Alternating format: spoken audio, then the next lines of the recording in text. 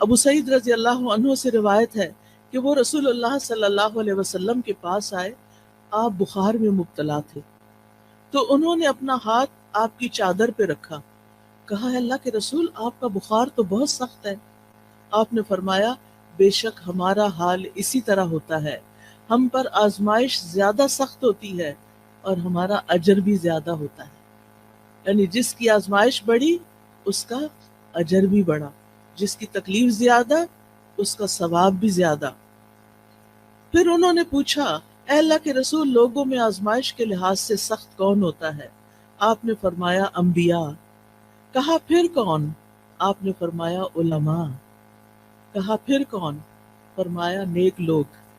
اب ہونا تو یہ چاہیے تھا کہ جو نیک لوگ ہوں، یا عام طور پر لوگ یہی سمجھتے ہیں کہ اگر ہم نیک کام کر رہے ہیں، عبادت کر رہے ہیں، تو پھر ہماری زندگی میں تو کوئی مشکل نہیں ہونی چاہیے۔ نہیں، مشکلیں ہوتی ہیں ان کی زندگی میں، لیکن وہ برداشت کر کے خوشحال ہوتے ہیں، وہ دل سے خوش راضی رہتے ہیں، اور وہ سمجھتے ہیں کہ ہر لمحہ ہمارا اجر بڑھتا چلا جا رہا ہے، لہٰذا یہ چیز ان کو اطمینان دیتی ہے، اور وہ اس پریشانی پہ پریشان نہیں رہتے ہر وقت، بلکہ اللہ سبحانہ تعالیٰ کی طرف رجوع کرتے ہیں۔ نبی صلی اللہ علیہ وسلم نے یہ بھی فرمایا کہ ان کو یعنی نیک لوگوں کو بعض اوقات ایسی تکلیفیں آتی ہیں، کچھ لوگ آزمائش پر بھی خوش ہوتے ہیں بنسبت اس شخص کے جو کچھ دیے جانے پر خوش ہوتا ہے۔ یعنی عام لوگوں کا حال کیا ہوتا ہے کہ جب ان کو کچھ دیا جاتا ہے تو وہ خوش ہوتے ہیں، لیکن انبیاء اور نیک لوگ جب ان پر کوئی تکلیف آتی ہے تو خوش ہوتے ہیں، وہ سوچتے ہیں کہ ہمارے رب نے اس کام کے لیے چنا۔ اب رب کی بڑی حکمتیں ہوتی ہیں، وہ کسی پر اس کی وسعت سے بڑھ کے بوجھ نہیں ڈالتا۔ لا یکلف اللہ نفسا الا وسعها، اللہ کسی جان پر اس کی ہمت وسعت سے بڑھ کے بوجھ نہیں ڈالتا۔ لہا ما کسبت وعلیہا ما اکتسبت،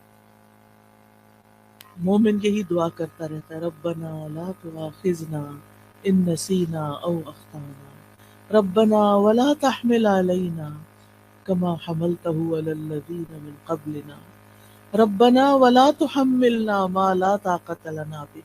یعنی جب ان کو تکلیف آتی ہے تو وہ سوچتے ہیں کہ اگر یہ تکلیف ہمارے گناہوں کی وجہ سے ہے تو کہ دعائیں کرتے ہیں یا اللہ تو ہمیں پکڑنا، ہمیں نہ پکڑنا، اگر ہم بھول گئے یا ہم نے کوئی غلطی کر لی ہے تو اس پر ہماری پکڑ نہ کر، اللہ ہم پہ وہ بوجھ نہ ڈال جو ہم سے پہلے لوگوں پہ ڈالے گئے، اللہ ہمیں وہ بوجھ نہ اٹھوا جس کے اٹھانے کی ہم میں طاقت نہیں، جس کی ہم ہمت نہیں رکھتے، یا اللہ اس تکلیف کو اتنا نہ بڑھا دینا کہ ہم اسے برداشت نہ کر سکیں۔ لہٰذا وہ اللہ تعالیٰ کی طرف رجوع کرتے رہتے ہیں اور کہتے ہیں وَلَا تُحَمِّلْنَا مَا لَا طَاقَةَ لَنَا بِهِ وَاعْفُ عَنَّا، ہمیں معاف کر دیجئے، وَاغْفِرْ لَنَا، ہمیں بخش دیجئے، وَارْحَمْنَا، ہم پہ رحم فرمائیے، یا حی یا قیوم برحمتک استغیث۔ مومن پہ جب تکلیف آتی ہے، آزمائش آتی ہے، تو وہ اللہ کی رحمت پکارتا ہے، اللہ کی رحمت کے لیے دعائیں کرتا ہے، وَارْحَمْنَا انت مولانا، تو ہی ہمارا والی وارث ہے، تو ہی ہمارا مولا ہے، فانصرنا علی القوم الکافرین، ہمیں کافر قوم کے مقابلے میں مدد عطا فرما، ہم تیری مدد کے محتاج ہیں۔ اور اس میں آپ دیکھیے کہ اس قوم میں سب سے پہلے تو ابلیس آتا ہے، شیطان آتا ہے، جو وسوسے ڈال ڈال کے اللہ سے بدگمان کرتا ہے، تو یا اللہ ہمیں اس کے مقابلے میں طاقتور کر دے، تو ہماری مدد فرما، ہم پر رحم فرما۔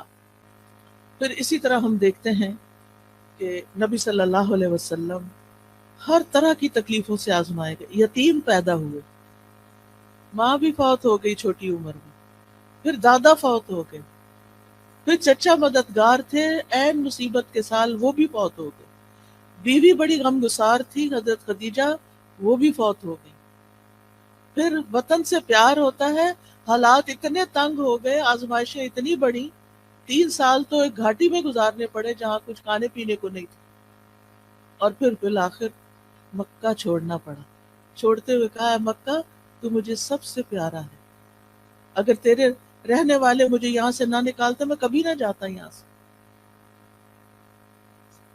پھر ایک نئی جگہ پر گئے، وہاں جا کر جنگیں مسلط ہوگی، ایک کے بعد ایک سال جنگ آ رہی ہے، جان مال ہر چیز کو خطرہ، خوف، پریشانی، بیماری، کون سی تکلیف تھی جو رسول اللہ صلی اللہ علیہ وسلم پر نہیں آئی؟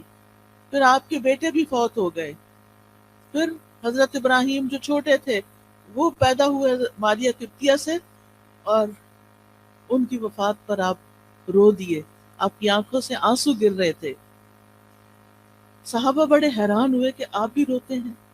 آپ نے فرمایا ان العین تدمع والقلب يحزن ولا نقول الا ما يرضى ربنا وانا بفراقك یا ابراہیم لمحزونون۔ آنکھیں روتی ہیں، دل غمگین ہوتا ہے، اور ہم وہی بات کہتے ہیں جس سے ہمارا رب راضی ہوتا ہے۔ دل میں غم ہے، آنکھوں میں آنسو ہیں، یہ منع نہیں ہے، یہ ہوگا، لیکن زبان سے کوئی ایسی بات نہیں نکالیں گے جو رب کو ناراض کرے۔ اور اے ابراہیم، تیری جدائی سے ہم بڑے غمگین ہیں، یہ تو ہمیں چھوڑ گیا ہے، ہمیں غم ہے۔ سوال یہ پیدا ہوتا ہے کہ یہ تکلیفیں آتی کیوں ہیں؟ کیا مقصد ہے ان کا؟ تو سب سے پہلی بات تو یہ کہ اللہ تعالی ہمارا امتحان لیتے ہیں۔ امتحان میں جو کامیاب ہو جاتا ہے اس کے درجے بلند ہو جاتے ہیں، اور جو فیل ہو جاتا ہے وہ نیچے چلا جاتا ہے۔ تو یہ انسان کو بلند درجے دینے کے لیے آتی ہیں۔ حدیث میں آتا ہے بے شک بندے کے لیے جب اللہ سبحانہ تعالیٰ کے ہاں ایک مقام مرتبہ مقدر ہو چکا ہوتا ہے، یعنی اس کو وہ بلند مقام دینا ہے، لیکن وہ بندہ اپنے اعمال کی بنا پر اس تک نہیں پہنچ سکتا، یعنی عمل اس کے کم ہے، درجہ اللہ کے ہاں بڑا لکھا ہوا ہے کہ اس کو یہاں تک پہنچنا ہے، تو اللہ تعالیٰ اسے اس کے اپنے جسم میں یا مال میں یا اولاد کی آزمائش میں ڈال دیتا ہے، کیونکہ اللہ نے اس کو بلند درجہ دینا ہوتا ہے۔ اب انسان سوچتا ہے کہ اور لوگ تو مزے سے جی رہے ہیں، ان کو تو کوئی تکلیف نہیں، وہ تو آرام سے چل لیتے ہیں، مجھے ہی کیوں تکلیف ہے؟ سب کی اولاد اتنی صحت مند ہے، میرا بچہ کیوں بیمار ہے؟ سب کے شوہر اتنے اچھے سلوک کرتے ہیں، میرا شوہر مجھے کیوں نہیں پوچھتا؟ یہ دراصل آپ کا امتحان ہے۔ آپ اس تکلیف سے گزر رہی ہیں، یہ اللہ سبحانہ وتعالیٰ کے ہاں آپ کے درجے بلند کر رہی ہے اگر آپ صبر کر رہے ہیں۔ اور پھر یہ کہ جب اللہ تعالیٰ تکلیف دیتا ہے تو جن کے درجے بلند ہوتے ہیں ان کو اللہ تعالیٰ صبر کی توفیق بھی دے دیتا ہے، حتیٰ کہ وہ اس مقام تک جا پہنچتا ہے انسان جو اللہ کی طرف سے اس کے لیے پہلے سے مقدر ہوتا ہے۔